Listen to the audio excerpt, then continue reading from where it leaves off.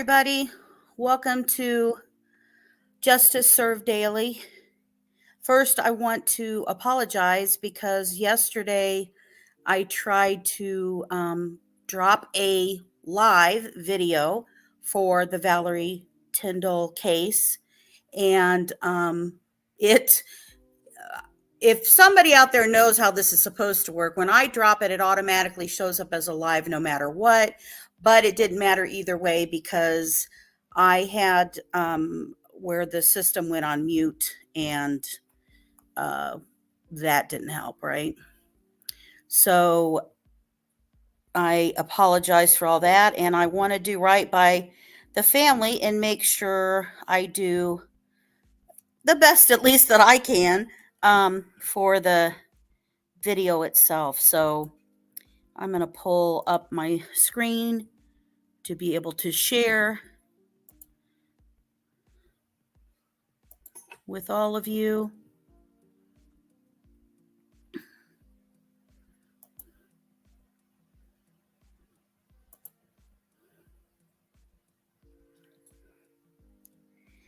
Hello, Miss Jinx. Let me tell you, you do not get a better person who immediately takes care of some modding stuff than Jinx. I'm just saying. I mean, Jinx promotes my stuff out there more than I do, for God's sake. She's definitely better at that. So this is an update on a very sad case. We have shared in the past when Valerie Tindall, a 17-year-old from Arlington, Indiana, was missing and was reported missing. And when her silver alert was issued.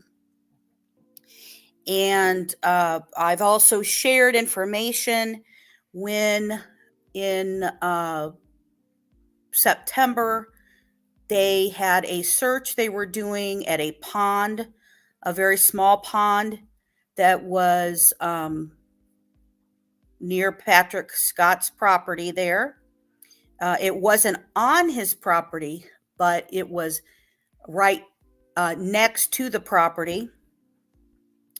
And after that, there was no update because they had not found anything at the time. But when I read this arrest report and confession of Patrick Scott, you will hear what their forensics and stuff are doing. So let me go ahead and share some details. Obviously, this is Valerie Tindall, and this is her neighbor, Patrick Scott. This is the silver alert for Valerie Tindall information that we shared. It initially had a young picture of her, and it was updated and still going out. The parents were trying to find information to try to find out what happened to their daughter. And 17 years old, just a beautiful young lady. And I will tell you, when I tried to record this yesterday, it's probably better that I had to redo it because I could even tell in my own voice. It's just so hard to take. And it reminds me a lot of the Delphi case in the fact that, the day that everybody here in Indiana, when we all heard these two girls were missing, the farthest thing from anybody's thoughts would be that they were murdered, right? But very quickly, obviously, that the next day they find them. And suddenly you learn that these two girls who were missing, you're like, oh my God, these girls are missing. You're worried, but you never think that that's going to be what happened. And that so quickly it turned into that they're gone. And when I try to share these flyers and stuff from kids who are missing, like Oakley Snow, like Valerie, lots of the cases that I try to share in Indiana and close by Indiana of missing kids.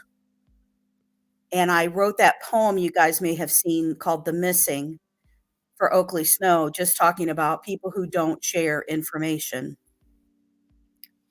And one of the other things about this case, I had just messaged Valerie's aunt the day before this um, discovery was announced, and was thinking, okay, God, it's been a while. It was June 7th when she was last seen, and um, she had left with her own car, her green Honda Accord. Her dad saw her that morning when she said she's going to work. And after this all came out, there was a message on the Facebook group that was dedicated to her. And in the message, after they announced that, she was murdered and a press conference was coming, the sad, very common guys, I know you guys all see this when you look at things. People try to share information out about people being missing. But specifically, I want to bring up about children. And the children being missing is that that media was not contacting them while she was missing, right? No major media at all. They may have announced that when she was declared a silver alert, but that would be it. And then now that it is found out that she was murdered and it was this guy, guess what? They posted on that Facebook group of, well, now every place, all over the place, is trying to contact them. And that is so sad, because we've seen that with a lot of cases, just like Oakley Snow, and in any case, that they want the story, after the fact, but trying to get help ahead of time is frustrating for the families of the missing. So I want to show you where Arlington, Indiana is, if you're not from Indiana and not familiar with it. So in Indiana, uh, Arlington, Indiana is close to Rushville, Indiana. If you are from Indiana, you'll be able to make a thing of that. But Rushville and Arlington, Indiana are southeast of Indianapolis. And Rushville is about 40 miles east of Indianapolis. And it is close to the border, because after you get to Rushville, then you've got Connorsville farther east of that. Then you go farther out in Richmond, and then you're at the Indiana state border. But the total population as of 2022 of Arlington, Indiana is only 408 people. So you want to talk a very, very small community. This is an overview look for you of Robert Scott's home, who is the neighbor their house is just behind the house of the Tindalls. You can see the pond area, and you can see, so his address is on Oak Street itself, but he owns 2 properties on Oak Street. And so the property there is important, because here's a couple things. The Tindalls were friends with the Scotts. The Tindalls would hang out with them. The Valerie would go hang out over there. She was good friends with his granddaughter. And you can see this is his house over here. And this over here is still the same property of where they found her remains. So this is an overview, and this is just marked of what his actual street address is.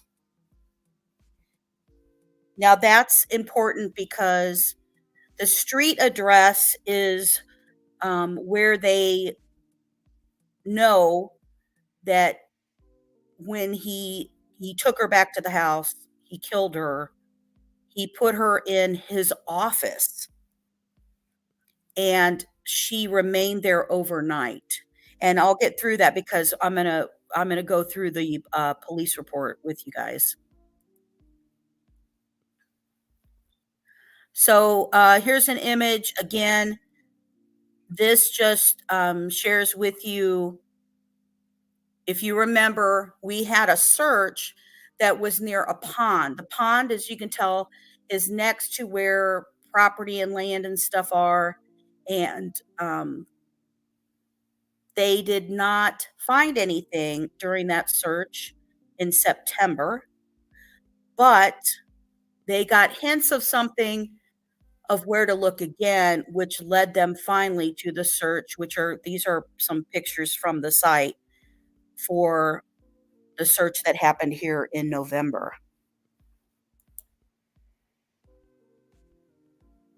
Again, more searching that went on, and they continued even that next day.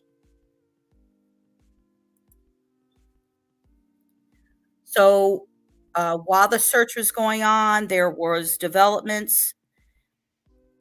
Now, I do want to point out that Patrick Scott, he goes by Pat, by the way, had been arrested prior to this because he was caught lying to the police. And so they did arrest him. And then this came out from the Rush County Sheriff's Department. So obviously, with Arlington, Indiana being such a small population of 400 people, the Sheriff's Department for Rush County, which is based in Rushville, Indiana, is the one who took the lead on the case. And they're the ones who wrote the release that there would be a press conference at 2 p.m. And that they did announce, though, that Patrick Scott had been arrested for murder. This is a closer look at Patrick Scott's home, the 3494 location I was sharing. And this is Patrick Scott. This is on the left side of this picture. I didn't keep that left side of the picture because this was a picture of an aquarium that Patrick Scott was at, their families, and Valerie was there, and she was standing next to him in this picture. So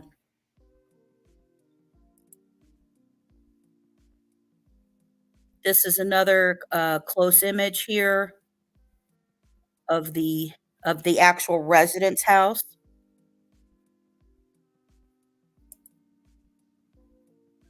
So let's a little bit talk about Patrick Scott. Remember that she is 17 years old. She is good friends with Patrick Scott's family. Her family's good friends with their family. She was not only next door neighbors with them, but he was also her boss during the summer, because for the last 2 years, Valerie had been going and she would mow lawns because he owned a landscaping company.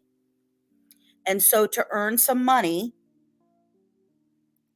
he would go and let her landscape, meaning to mow the lawn. So, so when you look at his information, he's now 59. This would have happened when he was 58. Um, says 185-pound man, 5'10", and shows his arrest photo and everything here. So I'm going to go straight to the arrest report for you all. I'm going to transfer that over here, for I can pull this up first.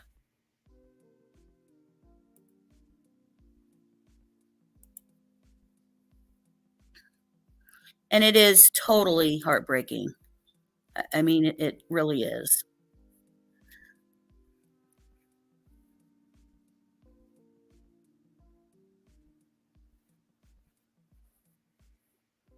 Okay. Can you guys see this okay? I put it in larger print that hopefully you guys can see it okay, or should I go completely full screen? Put a 1 if you guys can see okay, if that's big enough for you guys to see, please.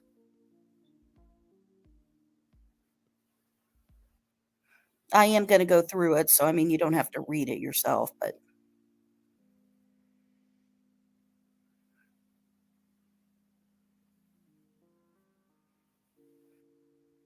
thank you, thank you. Plus, that makes me know I'm not on, uh, mute. If if the dog barks, I'm just gonna not mute it, guys. I'm sorry. He always wants to bark. That particular of my dogs always wants to bark when I'm online. I don't know what it is, but anyway.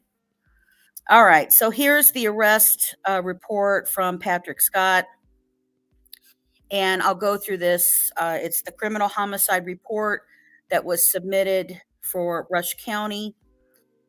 Description of the offense: on the date of June 7th, 2023, Valerie Tindall, date of birth August 29th of '05, advised her parents that she was leaving her residence located at 2368 North West Arlington to go to work.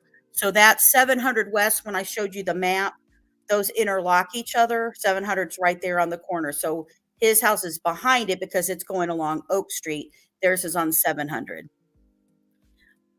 Tindall reportedly worked for her neighbor, who was identified as Patrick A. Scott. His middle name is Allen, get out, who was found to own a lawn mowing business, and he was additionally found to live behind her residence at the address of 2394 North Oak Street, Arlington. Tindall left her residence and traveled to Shelbyville, operating her Honda Accord. Shelbyville is going to come back in town, back closer towards Indianapolis. So that means they would have traveled west from Arlington, so away from Rushville, west on Arlington to head towards Shelbyville. That is just a kind of a little bit closer even to Indianapolis area. Tindall left her residence and traveled to Shelbyville, operating her Honda Accord. During the trip, Tindall traveled to South High Apartments located across from Shelbyville High School, where she met Patrick Scott. Patrick Scott proceeded to drive Tindall back to his residence located at 2394 North Oak Street in Arlington, Indiana, on the above date, and arrived there at approximately 12:59 p.m. That's important because the last reported sighting that anybody saw her, oops, why is that popping up? Pop up. Oh shoot, hold on. I don't know what that just did.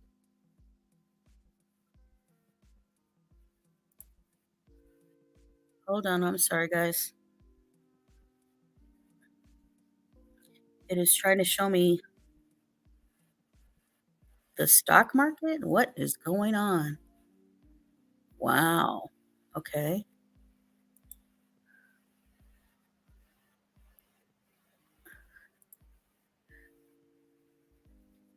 All right. Let me fix this. I don't want my browser updated right now. Hold on, let me make sure. There it is. There we go. You guys could still see everything. I couldn't. Sorry about that. Okay. So he drops her off. Now, what I was going to say is the reason the 12:59 time is important is because the last witness who saw her was at 12 noon. So basically, within less than an hour, he is supposedly, right, dropping her off. Valerie Tindall was never seen from or heard from again after this date. And her last known social media activity was discovered to be at 12:53 p.m. and was at the location of 1300 block north, 725 west. During the early stages of this investigation, Patrick Scott was spoken to in regards to assisting and possibly knowing where Tindall was located. As the investigation progressed, it was learned that Scott was not being fully truthful. Scott initially advised law enforcement and Tindall's family that he had not seen Tindall, nor had she worked for him on that above date. When later confronted with evidence to prove otherwise, Scott changed his story and advised that he had driven Tindall to meet an unknown boy who she was dropped off with in Homer, Indiana. So he says there, and so now he's going to say this, right? Scott, on another date, advised law enforcement that he brought Tindall all the way back to her residence and he returned to work. Scott claimed on this date, when he returned, Tindall was gone.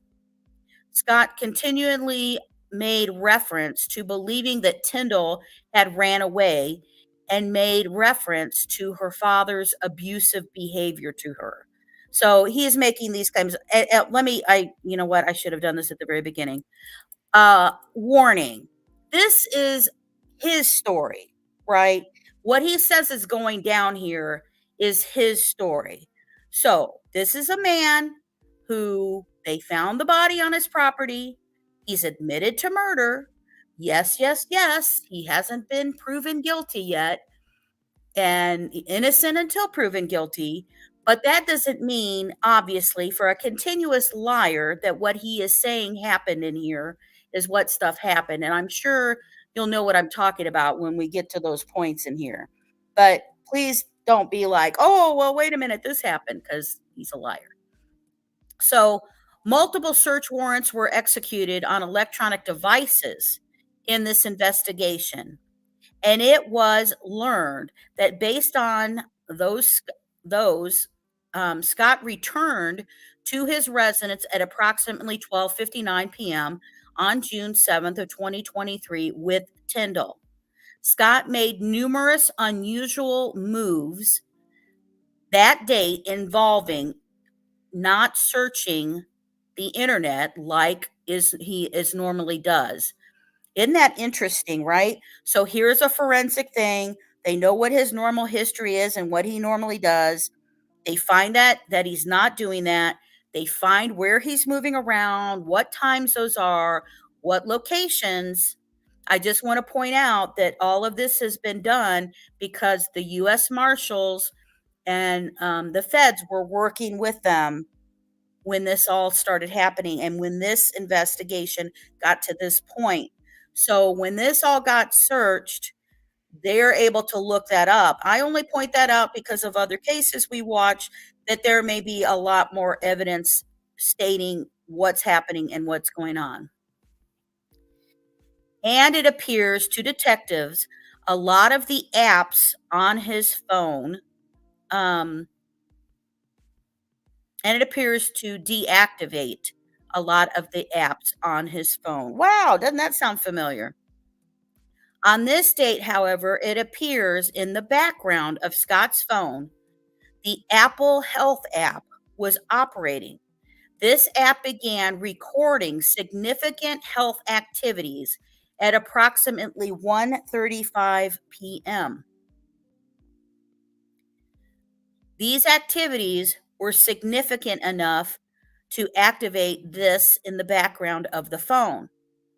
We additionally discovered in this investigation that Scott had returned where Tindall's vehicle was originally, parked, and he moved it to another location in what appears to be an attempt to hide it.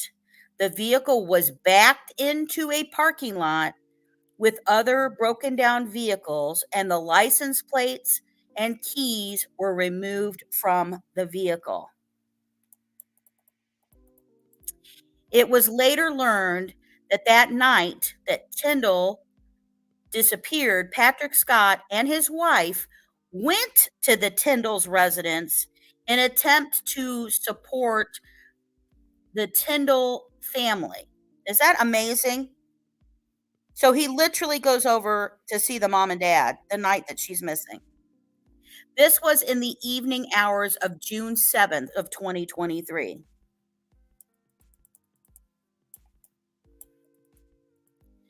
On the date of October 11th, 2023, cadaver dogs were placed on a property located directly to the east of Scott's residence.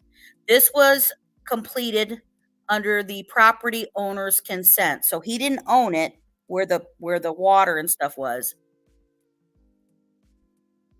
And it was completed due to a pond located on the property with close proximity to the last shown or known location of Tindall.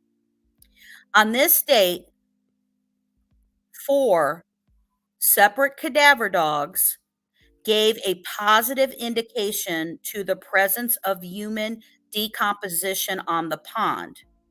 We requested assistance in searching this pond from the Indiana State Police dive team, who completed a dive on the pond, confirming that no one was located in the pond. On a later date, a sonar was placed on the pond, also confirming that nothing was located in the pond.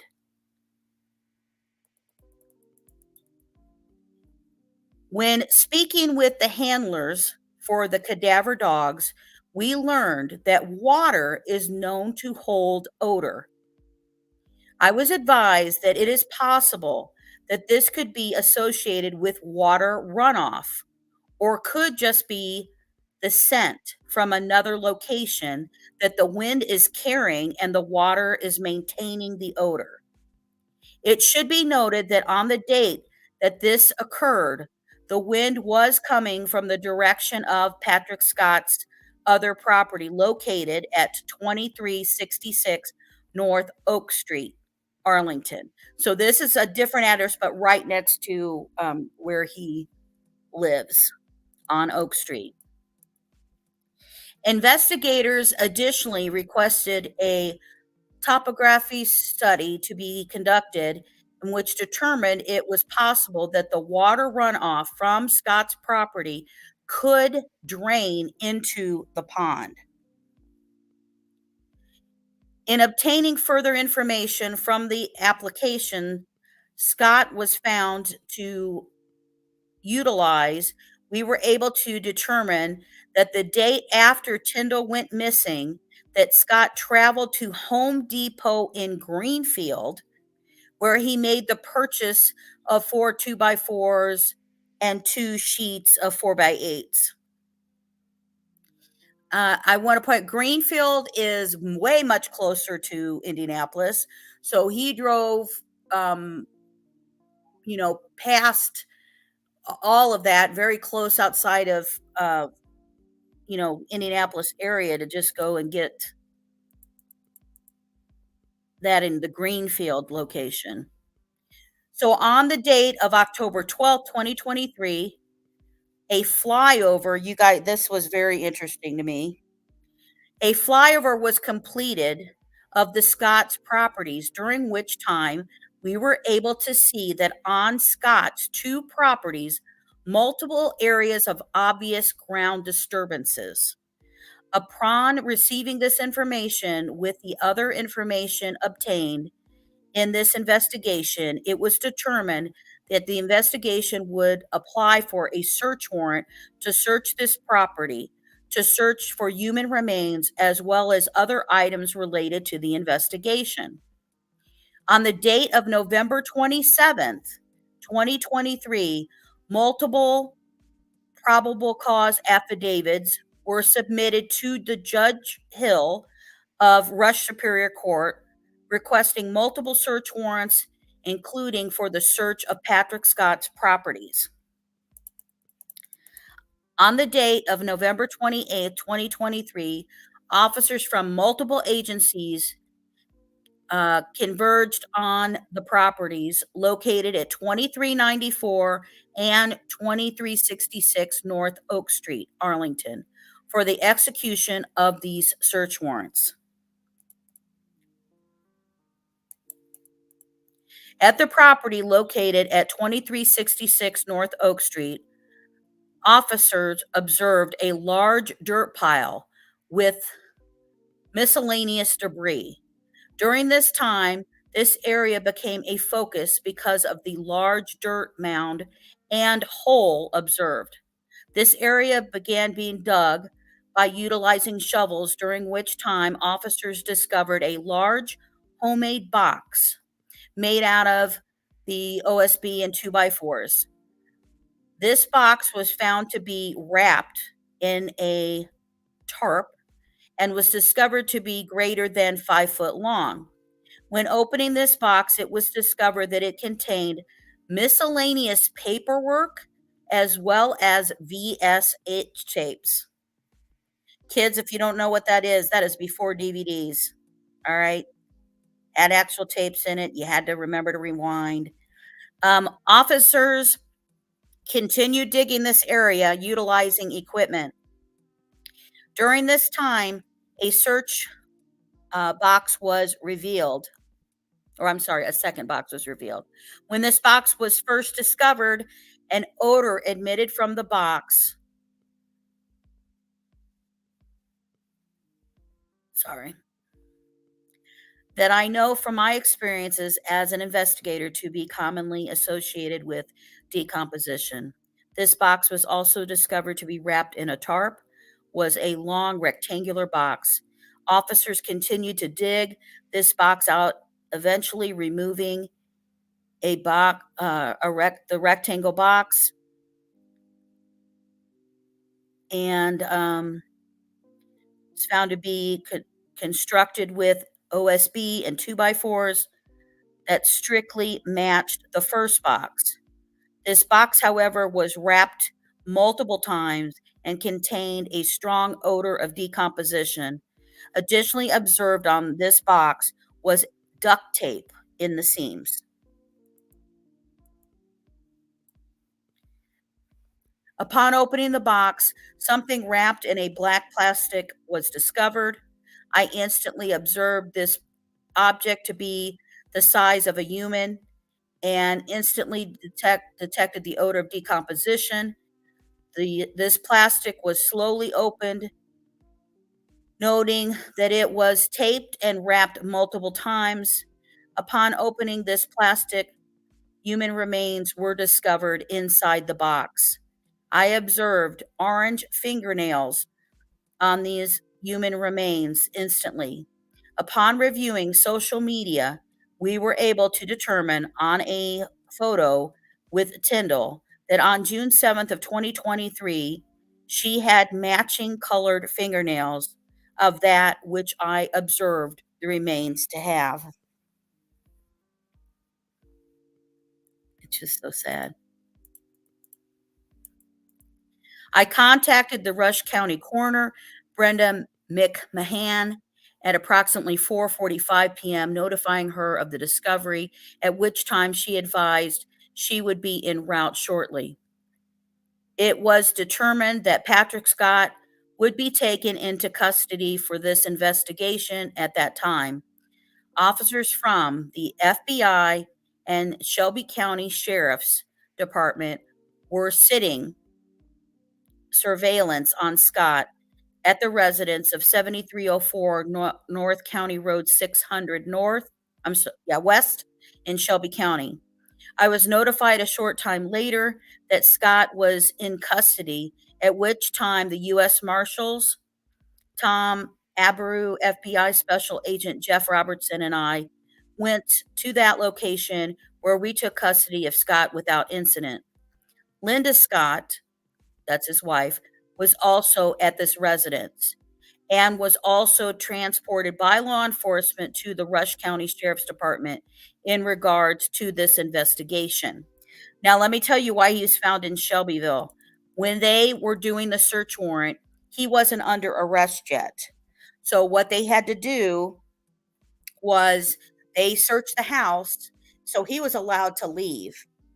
But they kept an eye on where he was going, and he went to somebody's house that he knew in Shelbyville, and they knew that's where he was.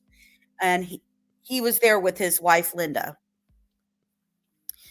So Scott was transported to the Rush County Sheriff's Office, where he was placed into the interview room. Prior to speaking with Scott, I advised Scott of his Miranda warning. Scott confirmed he understood his rights, and during the interview, Patrick Scott admitted to killing Valerie Tindall on the date of June 7th, 2023, at his residence. To date, time, circumstances surrounding the incident. During the interview, Patrick Scott advised the following in regards to this investigation. Prior to advising Scott of his Miranda warning, he advised me that his wife and daughter don't know nothing. Now, remember, when I read this, this is, oops, went up too fast. This is their writing. I'm going to read it like it's written. So, Scott advised Valerie got carried away.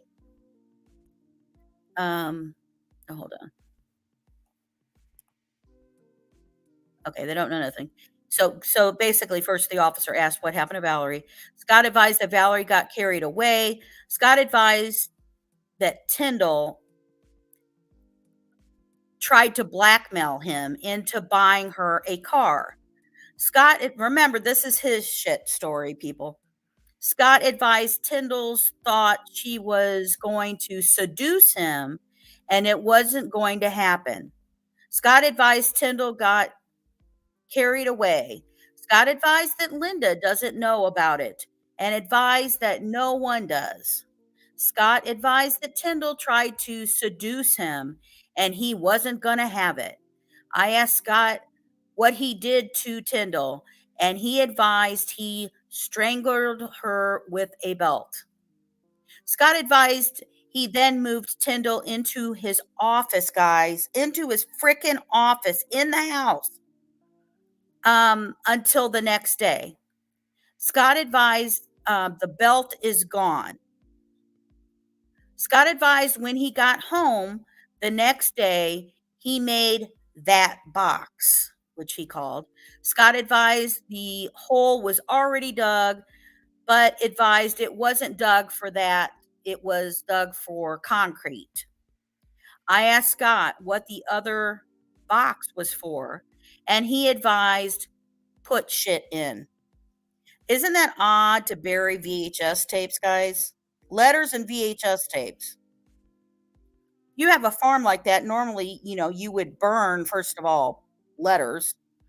Anyway, Scott advised they were by his bedroom when he strangled her, and Scott denied him and Tindall being in a sexual relationship.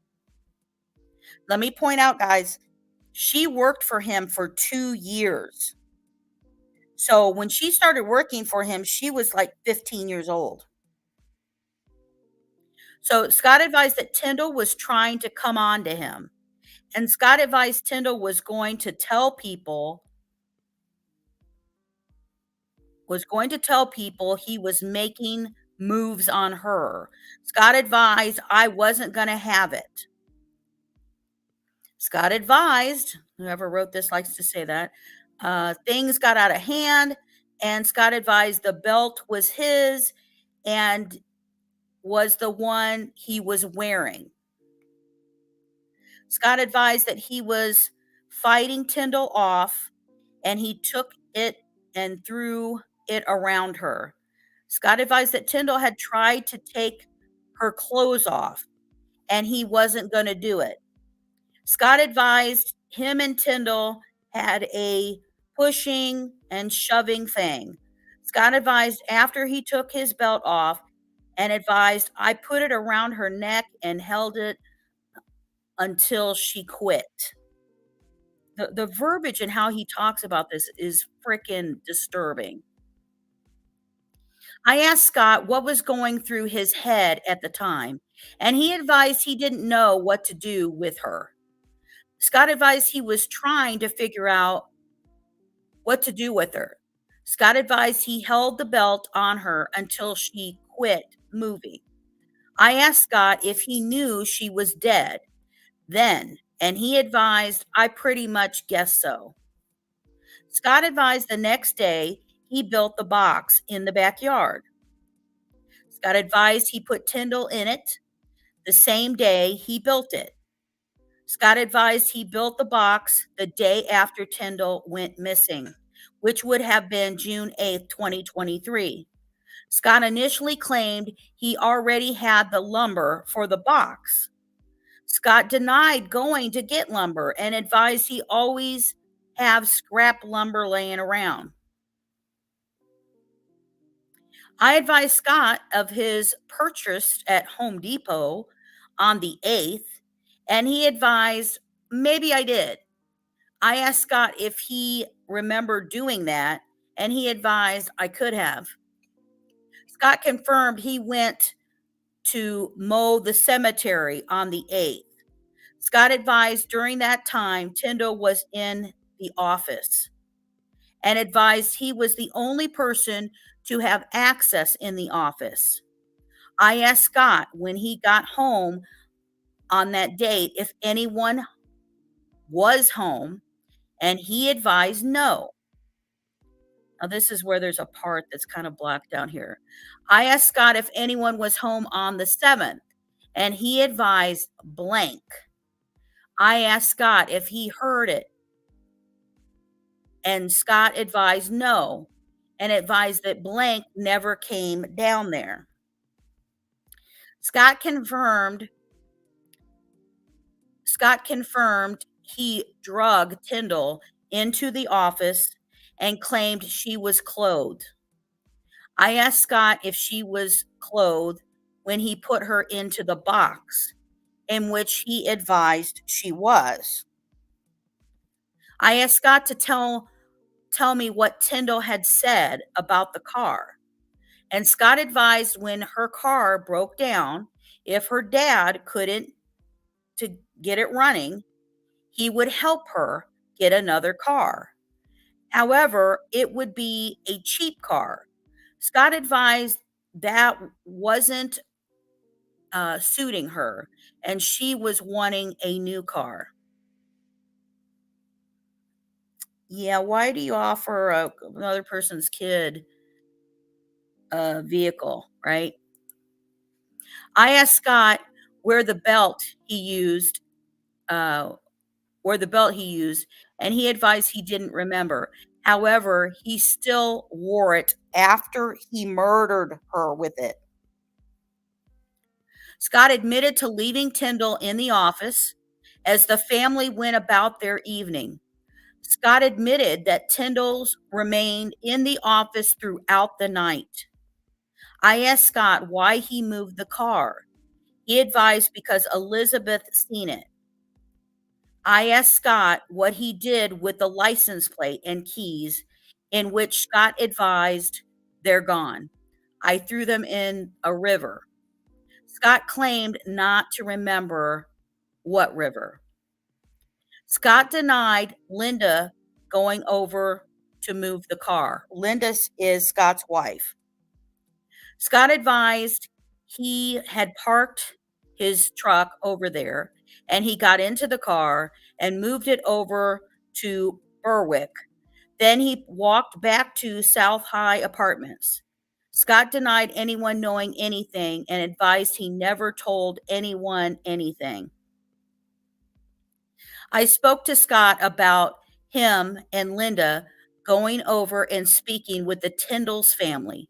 Scott advised he didn't remember that they talked what they talked about. Actually, they were talking to them, trying to convince them that she was a runaway at the time. And you'll know because I'm going to show the family's reaction um, about this stuff here. Oops.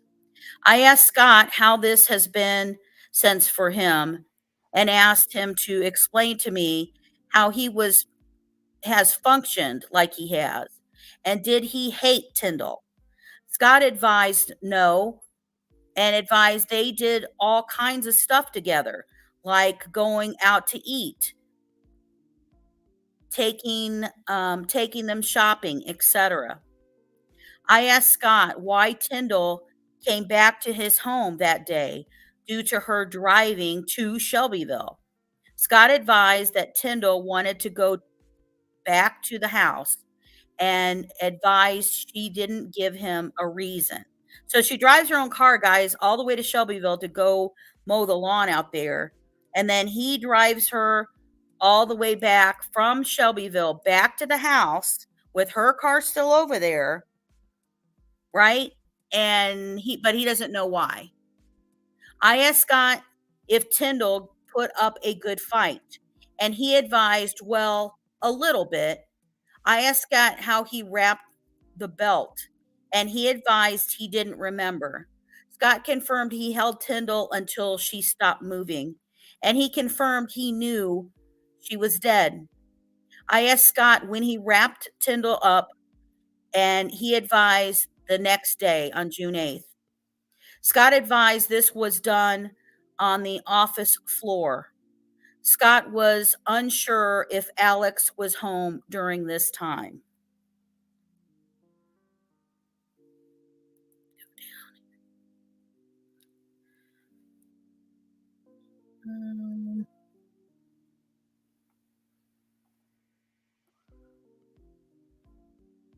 Sorry, it keeps going farther ahead than what I want it to.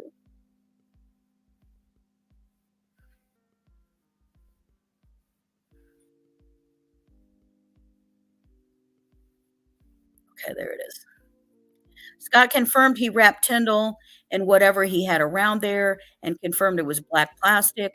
He confirmed he wrapped her and taped her several times. Scott advised it was to get rid of her. Scott advised he just wrapped her up in plastic and put her in the box he built. Scott advised he took the box he built into the house and he put her in the box in the house. Scott confirmed he screwed the box shut in the house, and Scott then advised he took a two-wheel dolly and hauled the box across to his other property.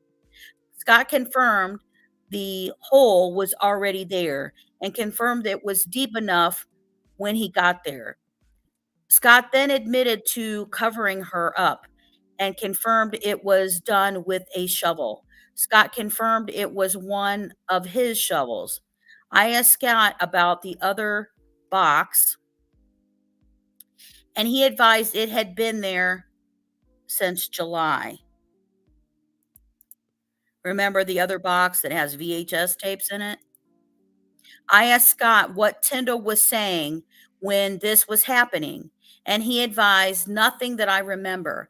I asked Scott if Tindall was struggling when he was strangling her, and he advised yes. Scott advised he didn't say anything to her and then made the statement, I just knew she wasn't going to blackmail me. Scott advised Tindall was going to tell everyone he had his way with her, and that never happened. I asked Scott if his plan was to kill her, and he advised, no, that just kind of happened. I asked him if it was because she was going to blackmail him? And he answered yes. I asked Scott if this felt good getting this off of his chest, and he advised, I guessed, I asked Scott if this bothered him that he killed Tindall, and he advised, well, I wasn't too crazy about it. Just so nonchalant bullshit. This interview in its entirety will be forwarded with this report to the Rush County Prosecutor's Office. After this interview, Scott was taken into physical custody for the type of offense of murder. Scott was remanded to the custody of the Rush County Sheriff. Medical staff, blah, blah, blah, pronounced dead time. This is going into when they announced from Tindall located, observed that the body was in advanced stage of decomposition and she was obviously deceased at the time.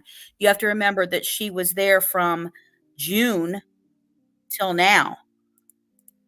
Medical examiner notified his actions. Rush County Coroner Brenda McMahon and numerous deputy coroners arrived on the scene.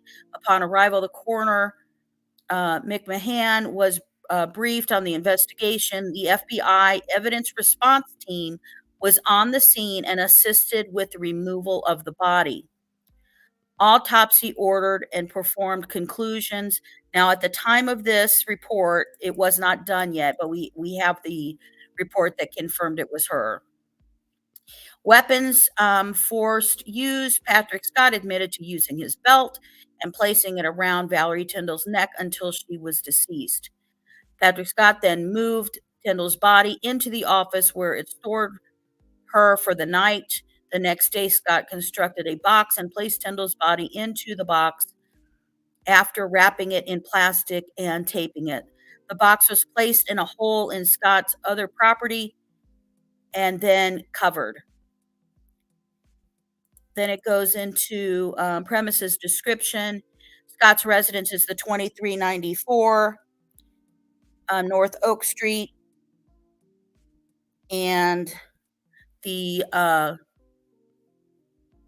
which is the location Scott admittedly murdered Valerie Tindall, and then Scott then placed the body at the other property, which is at the 2366 North Oak Street. Basically 200 yards from where her family lives, where she lived. It's just horrible.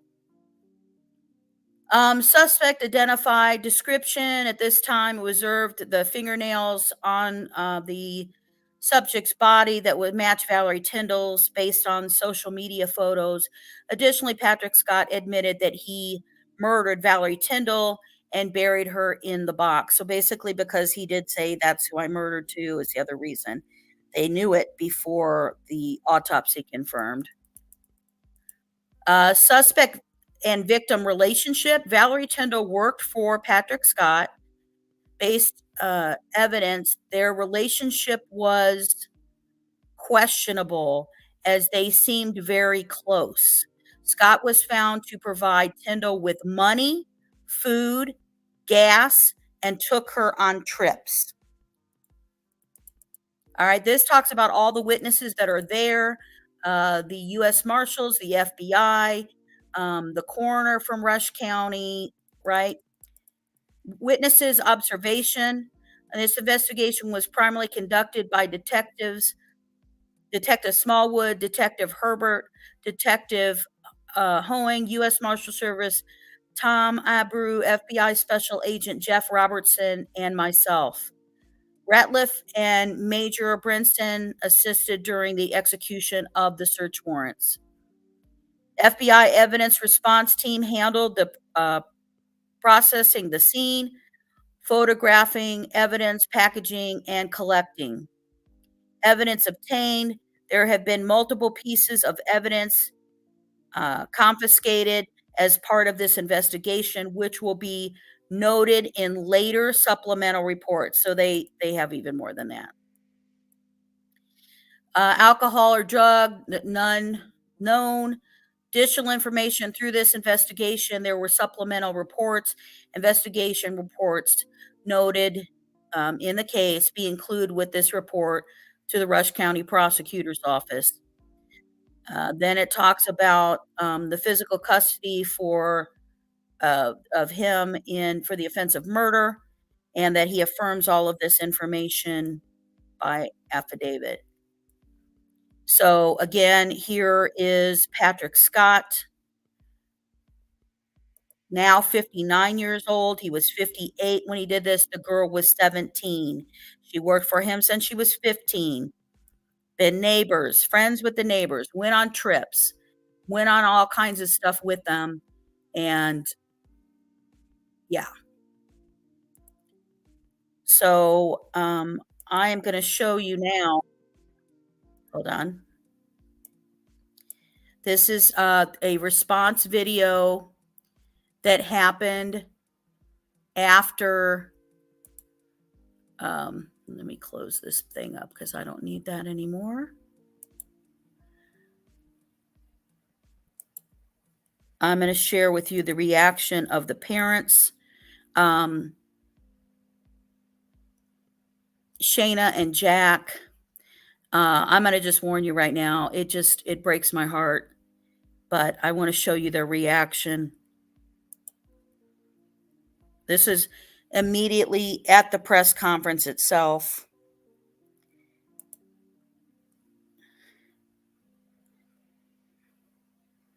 And put a 1 in it if you can hear this when I get it started now. Folks, I guess, I mean, you were here at the press conference and listened to what they had to say. Where are you at right now? This has got to be unbelievable for your family. Absolutely. I'm devastated. My daughter didn't deserve this. You know, we just want answers right now. We just want answers as to why. Why wouldn't you do this?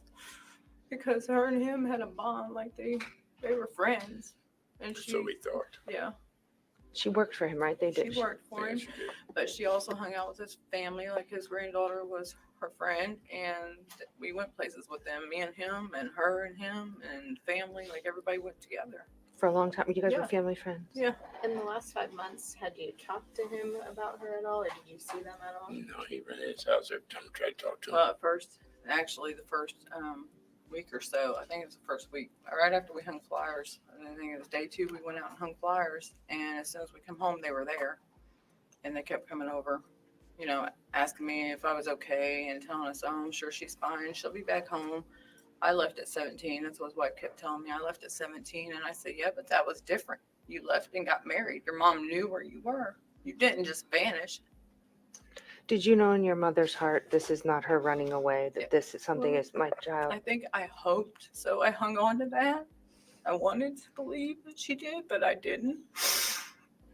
I was reading on Facebook some commentary that you folks had made about you were concerned at one point, though, that he had a tracker on her phone. Was that part of She work? come home and told me that. She said something about he had placed her on his 360 plan. I didn't even know what that was. And she explained it to me, and I was like, why? I'm like, why are you on that? She said, I don't know. He just added me on it with his family because they're all on it. And I said, well, but you're not his kids or his wife or anything. He has no reason to even be tracking them as far as I'm concerned. I wouldn't track my family. It's not normal to me. And did he used to call and say, hey, she's here, Dad, or she's... Yeah, she's like, go visit boys. She didn't know on the internet. She just messed up And I that. tried to get her to stop doing that because it's dangerous. And it didn't work. Come to find out it was the boss, not the boys. Did he ever help search? I just want to pause that. Isn't that sad? We talk about kids being careful online, and her dad, Jack, who's talking now, he's trying to warn her about being careful online, about meeting boys and stuff on there, worried about all of that. And then just like he said, then to come to find out that it's his neighbor. But I don't know about you guys, but I'm awful suspicious of why after he murders her that they see that he is deleting stuff on his phone, right? And he's deleting apps. Why would that be? Why would he take that time to do that? For her? No. No. No, all they did was come to our yard and talk to us for hours. They're talking to us. His wife did admit that she drove around Shelbyville Yeah, she drove around looking. and looking for her. But And she offered to print out like flyer, the like next day we found out maps. that it had something to do with it. And is it true that you, at one time after Valerie disappeared, you saw him taking down his shed in the middle of the night? And I did not. My son-in-law and my daughter witnessed him doing that at 2 a.m. And the And neighbors. I had somebody else verify it was 2 a.m. and I said, "How do you know that?" And she said, "I video recorded it."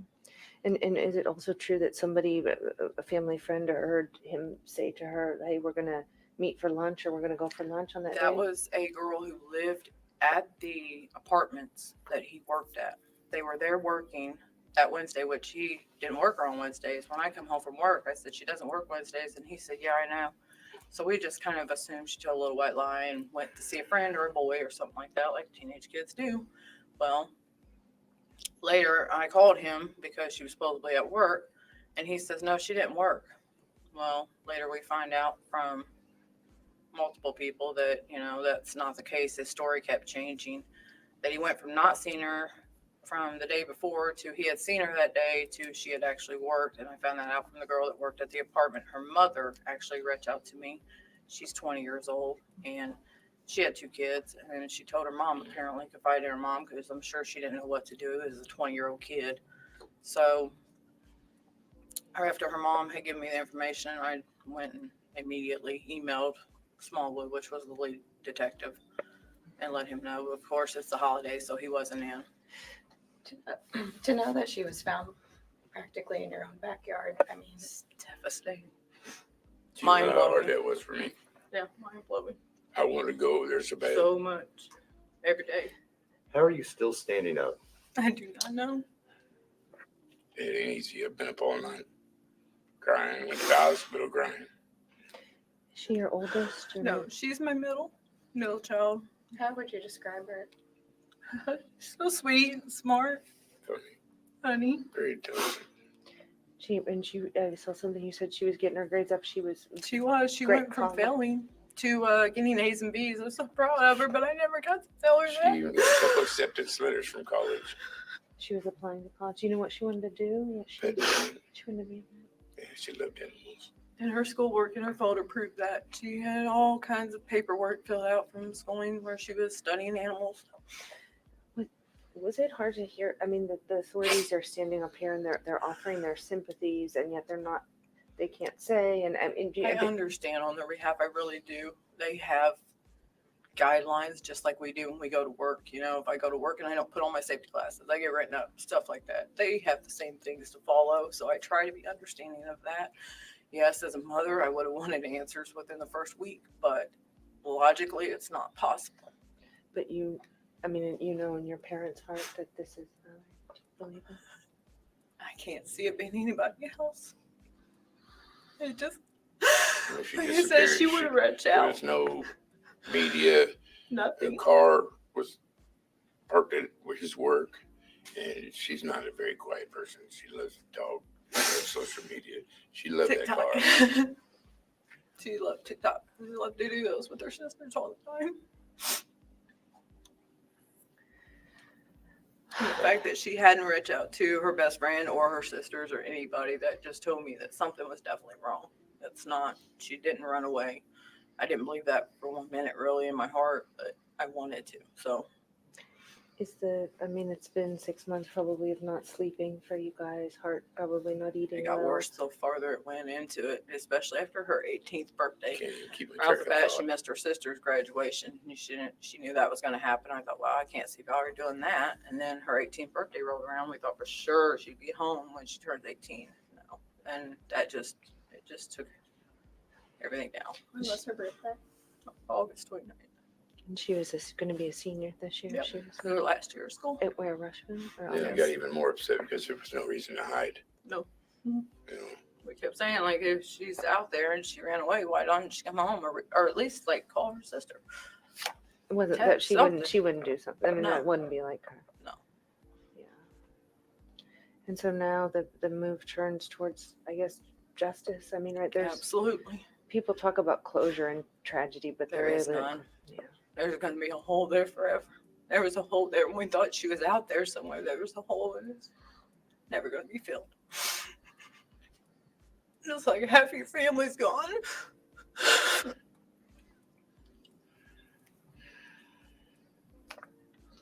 Anything else that you guys want to say? I don't know how somebody could do anything like this. The man's a monster. And his wife needs to be prosecuted with her. Absolutely. She knew everything about it too, I'm sure. His son, he was told to go clean his car when he turned himself in the first time. So I honestly believe his whole family knew. When he was charged with false informing or not giving the right story, did you guys say to yourself, and then especially like, wait, why is he not saying? Why is his story Then the changing? bells started going off, yeah. Even before then, there Definitely. was just a lot of things just started popping up. Like she would, like I said, multiple times tell me I was 17 when I left. I was like, why does she keep saying that? And she had to point out the fact that Pat was coming home. As Valerie was leaving, they must have crossed paths. I'm like, why tell me that? Like, there was a lot of things just didn't add up to me. You can tell she's hiding for him. Mm-hmm. So will you guys be in court every time that he's there? That kind of thing. We can, yeah. Yeah. We're so sorry. Thank you. We're so sorry. Thanks for talking. Thank you. You're welcome. Thank you. God bless you. Folks, So that is just absolutely heartbreaking. Again, this is that video was at the press conference that Rush County did. And, you talk about that they're trying to get information. They're trying to find out what's going on. And it's amazing. It is so sad. They just break your heart. And afterwards, so they waited, and then after this all happened, there was the press conference, and then more information started coming out, and the report came out that I just went over with you. And I want to show you a little bit of that before I go back to the Then thank you. A tragic end to the search for a missing teenager in the small town of Arlington. The Rush County coroner officially identified the remains found on Tuesday as Valerie Tindall. The 17-year-old was reported missing in June. The remains were found on her neighbor's property, and tonight, that neighbor, Patrick Scott, is in jail facing a murder charge. A new police report filed today shows what Scott told investigators when asked about Tindall's death and his relationship with the teen. In it, he walks through how he says he killed her and why. Tonight, Fox 59's Jenny Drasler shares the very disturbing details. Jenny? This police report was difficult to read, and then 59-year-old Patrick Scott admitted to killing 17-year-old Valerie Tindall with a belt he told them he continued to wear after her death. Justice will be sought for Valerie. Just 24 hours after Rush County Sheriff Alan Rice vowed to fight for 17-year-old Valerie Tindall. I want to know so bad. She didn't deserve it. And Tindall's mother begged for closure. A new police report is revealing details about an Arlington teen's final moments, according to her accused killer. 59-year-old Patrick Scott told police he drove Tindall back to his home on June 7th, where he says she tried to seduce him and he, quote, wasn't going to have it.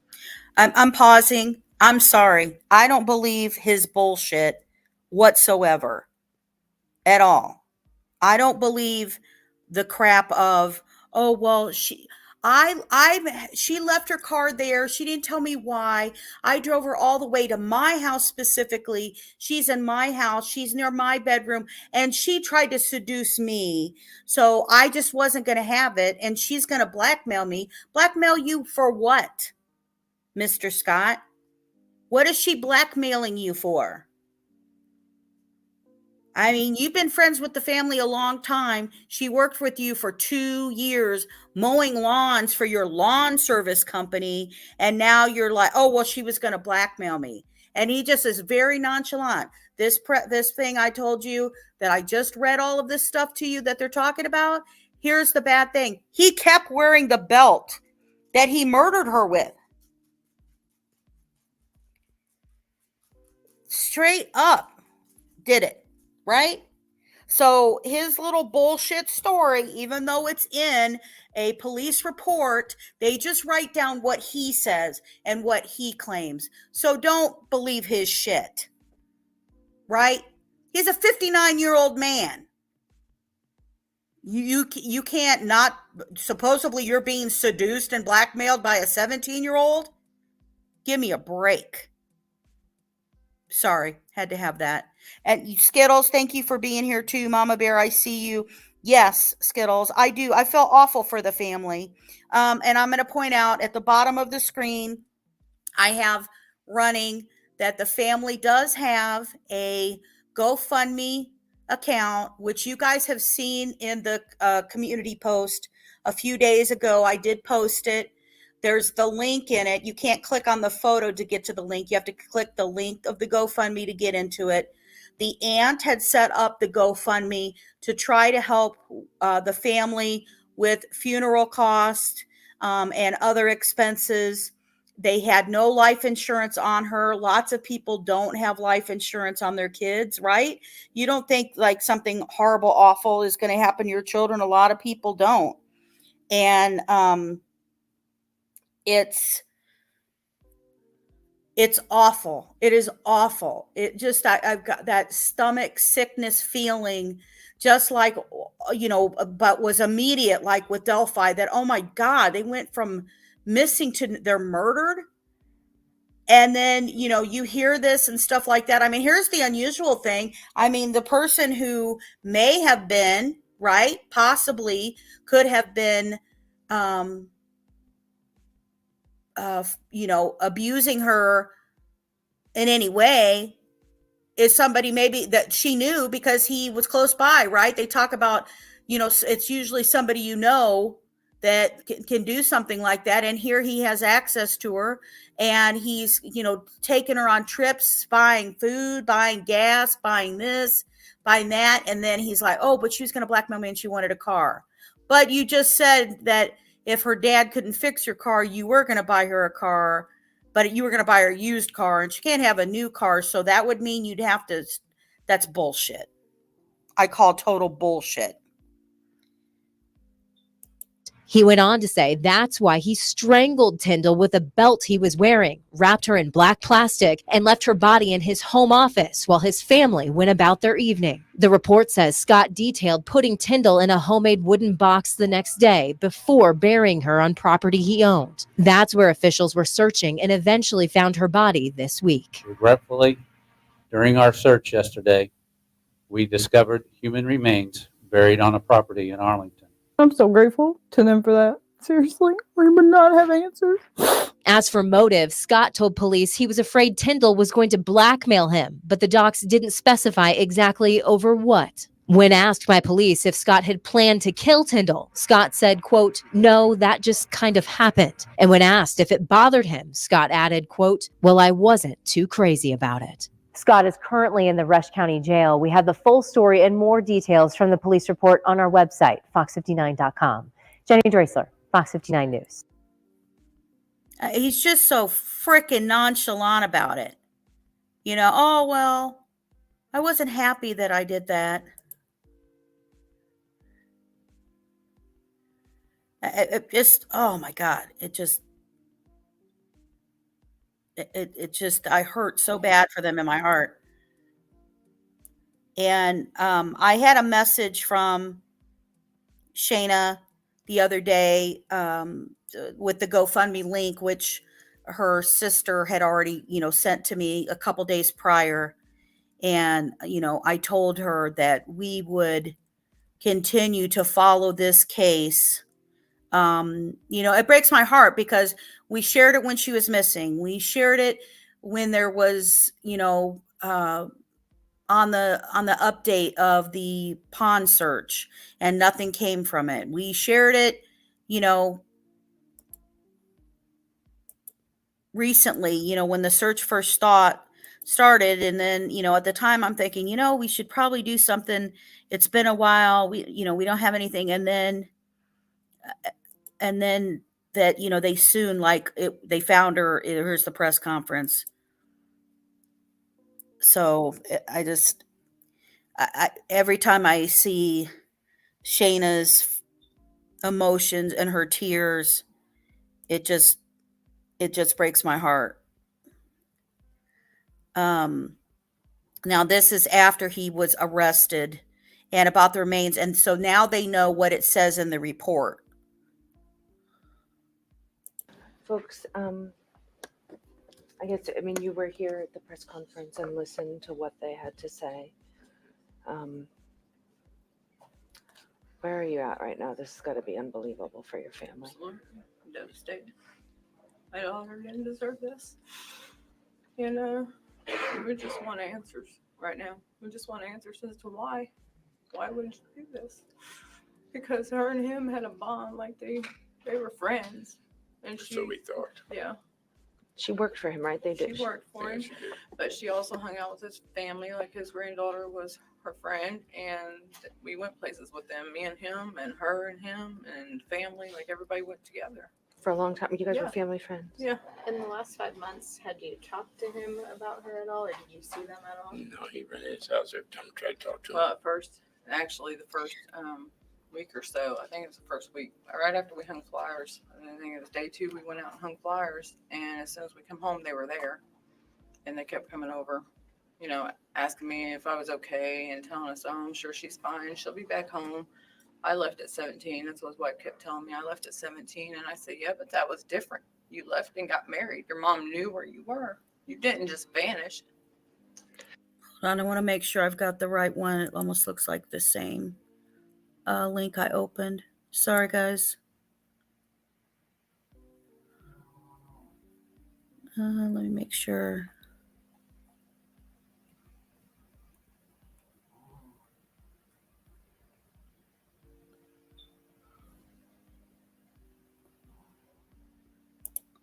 I'm going to double check.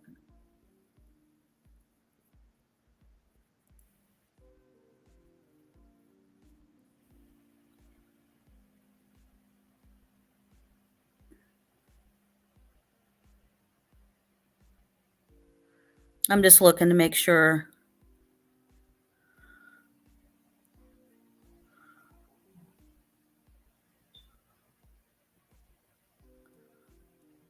That I have the right stuff on here. All right.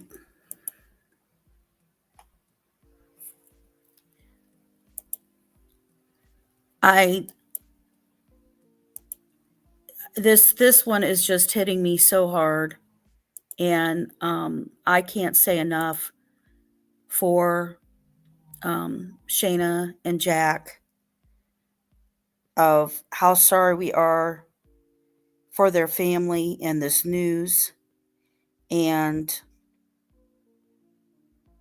it's just heartbreaking, absolutely heartbreaking. And like I said, there is a GoFundMe set up. The aunt set it up several days ago, and there have been some donations when I shared it out on our community post.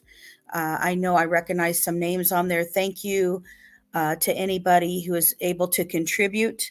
I know it's hard times right now, and it's the holidays, and you know, money's tight and stuff for everybody. But if you do have a little bit to spare that you can help donate, you can go to the community page, click on the link. You can make a donation. It allows you to use PayPal or whatever. There's different options. You can, if you make the donation, it will recognize your name in there, or you can click on the option to be anonymous that it doesn't list your name in there if you don't want to be listed at all. But every little bit helps them. You heard Jack say that they want to do as best they can to try to make sure that they can go to the trial against Patrick Scott. And you know what that means. If you go to try to follow the trial and make sure you get justice for your child, then that means there's gonna be days that you've missed work, in addition to the days they missed work when they were trying to hang flyers and everything else to help find her. And again, reading that in their Facebook group of people talking about that they were trying to get as much coverage as they could about her being missing. And we're not hearing back from major media. But now that she's a murdered victim and we have the suspect arrested, now all the news like crazy is covering her. And it's like the poem I wrote called The Missing, that I wrote for Oakley Snow's case.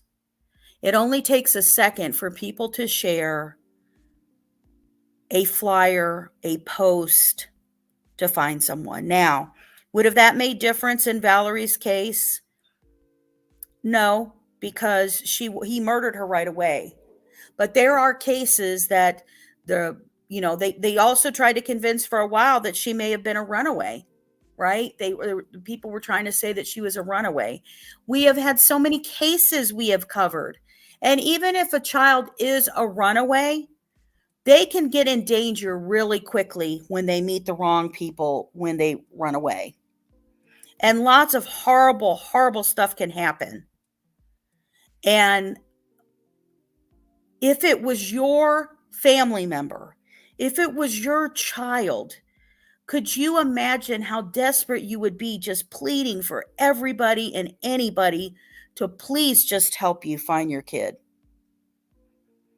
Please just tell her story. Now, do I think Patrick Scott is telling the truth of what the hell happened? Absolutely not. He's not going to do that. You know why he's not going to do that? Because if he was doing anything to Valerie Tindall, who is under 18, but even more so, if he was already, abusing her, something like that, when he first offered her to work there at 15 and all these other stuff, then that means, guess what, people? He would be going to jail for some additional charges, wouldn't he?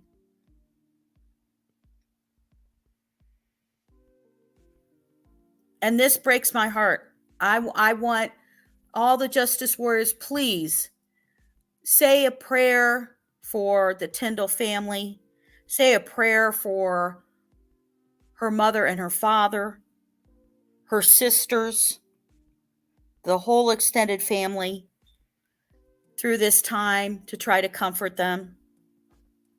And if you can, if you are, able to, like I said, make a contribution of whatever you feel comfortable with to their GoFundMe account to help them out with the funeral costs and other expenses, that would be great.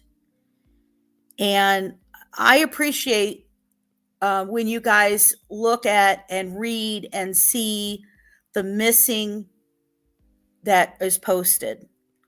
And I post quite a lot in here on my Twitter account that I have. I have a Facebook account that's Justice Served Daily, that is just really talking about shows. All it does, it's not really a conversation Facebook group. I also have a Facebook group that I belong to. If you're from Indiana or whatever, it's Indiana True Crime and Wine. That is a closed group. That is not opened. You have to agree to things to be able to be approved in that group if you want to be a part of it.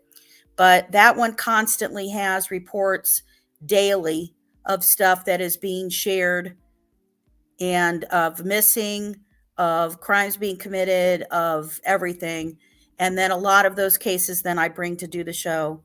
I do want to let you know that in the midst of this, I was working on a few cases at the time, and when this happened, I had to make sure I knew what was going on and share that with everybody. So So I, had to push back a couple of things and things like that too. So, yep, it is. It is all over. And I mean, I felt horrible because once this happened, I just wish that there was more I could have done for the family. And it just breaks my heart. I just can't even imagine losing your child. And I don't know how you recover from that. So, but I did tell Shayna, Valerie's mom, that we will continue to watch. I will watch what they're trying to do with him, what they're trying to charge with him, everything that's going on from that. We will watch it. We will make sure that no unnecessary plea deals sit here and happen. And you know what? And they need to investigate even further about, what was going on. What was his relationship with her? What was he doing? So I appreciate you guys being here. I appreciate your patience of that the yesterday pre-recorded video did not work out at all, obviously. And I really appreciate that. I just wanted to do the show right. And when I saw that there was an error and stuff like that, I didn't want that being the show that's for Valerie at all whatsoever. So I am still working on information that will be updated. I shared with you before. We will have information that I want to show you that I have related to Delphi.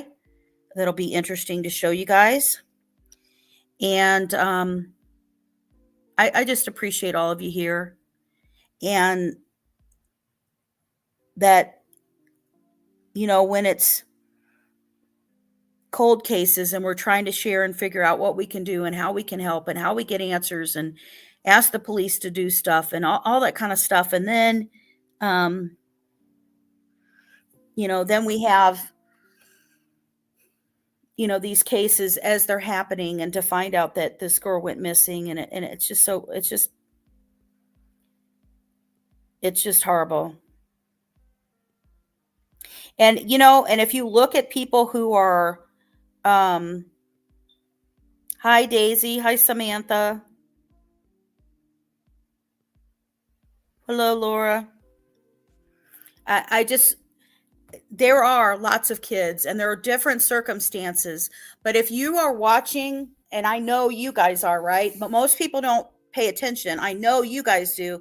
I know my justice warriors do. And I know true crime people do. But if you look at the common ages of kids you hear that are missing, they are missing around 13, 14, 15, right? Yeah, you got to, you go have a little bit older, but they're usually around that age. That is the age that they're trying to sit here and be in contact. And they are sometimes, yes, some kids may run away and they get in the wrong place. Some kids are lured away by who they don't know is an adult and they think it's a kid, right? And there's all kinds of things. And then sometimes there's somebody hiding in plain sight and he lives next door. I want to know what was on his phone, right? He had shit on his phone he's taking off and doing there. What's on the VHS tapes that he's burying in the backyard in a box? Give me a break. So anyway, I'm sorry. I'm trying to not go crazy right here, but you guys know I'm very passionate about kids and protecting them, and trying to help families wherever we can. And I appreciate you, Justice Warriors, for being here and supporting me in trying to do that. I can't do that without you not watching. I can't do that without you guys not reading and looking at what I'm sharing and trying to get out there. I couldn't do any of it. If I don't have you guys, I can't get the information out. And you guys mean so much to me and so much to these families. And please hit that subscribe button, because that makes you a justice warrior in our fight to try to educate people, make people aware, protect our kids, talk about cases, talk about information and updates, and for me to give you information and stuff that I can about cases. Now, I do want to say there are cases like Jessica Reel that's in here. Her case, she's out of California. She was the one who came and told her own story. Her sister was murdered by her parents and her mother and her stepfather. And so I do cover from that because sometimes I have reach out. So I do want to tell other cases and stuff on that. To be honest with you, there are so many Indiana cases that need help. It is hard to, make sure I want to get them done. I want to do them right. I want to try to get as much information together. And that when I commit to being part of it, I'm not just telling you a story and leaving. I am trying to tell you their story, but I'm in contact with families and I'll tell you about that. Or maybe they'll ask me to try to contact the detectives in charge of their case. Or they'll tell me what information that they know about, what's been released to the public, maybe what's not been released to the public. Different things like that they'll ask to do. And then definitely, just like Oakley Snow, I just thought she was a missing little girl that I was worried and wondered, curious about. And by the time her even alerts got out, she was already murdered. She was already murdered. She was gone. So I'm going to make sure that we follow that case and watch it, what's going to happen in 2024. Because right now, there may be some plea dealing going on. And I'm going to let you guys know about that. Because this little baby died terribly, right? Everybody, they set a thing in there that I thought was interesting on the thing we just watched. There is no such thing as closure, but there is such a thing as justice. And justice is that we find out the truth and that we make sure that people serve the maximum amount that they need to in time for the crimes they commit. And they need to stay in jail. And these repeat offenders need to stay in jail. So, again, I appreciate all of you. I appreciate all of you being here. I appreciate you hearing about Valerie Tindall. I appreciate, you looking at the GoFundMe or sharing the GoFundMe link. You can copy that out of the community post I did.